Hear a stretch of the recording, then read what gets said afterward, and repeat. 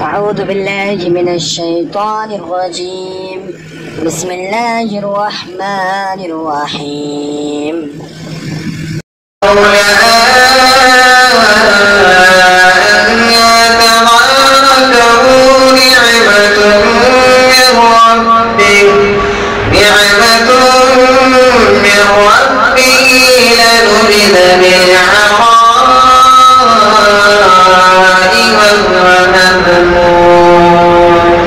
فاجتباه ربه فجعله من الصالحين